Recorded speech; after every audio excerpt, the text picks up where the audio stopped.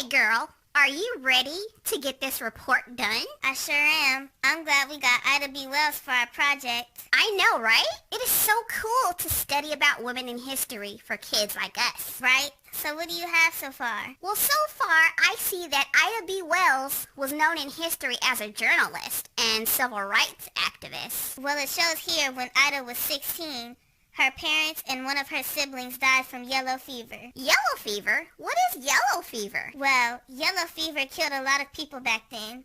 You see, today, we have medicine that can cure a lot of the diseases that people would die from in the past. That is so sad.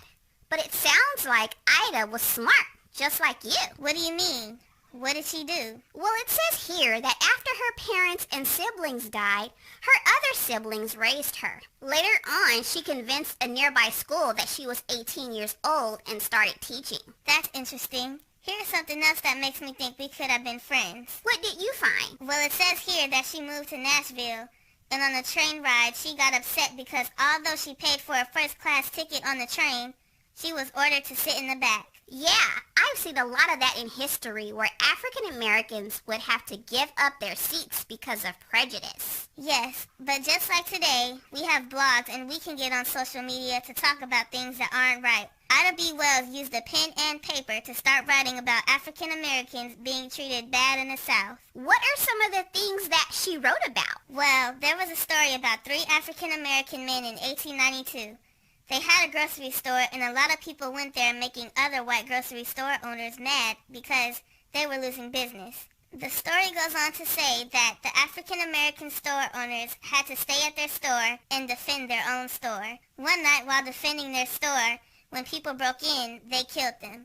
Because the people that broke in were white, before these 3 African American men could defend themselves in court, they were taken away and killed by other white men. I can't believe they got away with stuff like that in the past. Neither could Ida. This made her so upset that she began writing articles about the wrongful death of these African Americans and others too. Okay, I see here that she was known for speaking out and started the anti-lynching movement. It says she even held a protest at the White House in Washington, D.C. in 1898.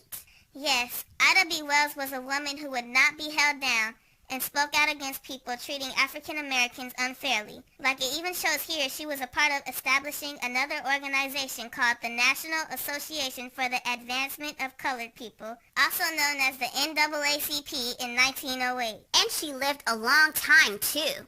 It shows here that she died on March 25th, 1931, at the age of 69 in Chicago. Man, this was a great lesson on a woman who would not allow others to be treated unfairly. Yeah, I hear you. But anyway, that's enough education for today. You want to go to the mall? Girl, you know I'm down. Let's go.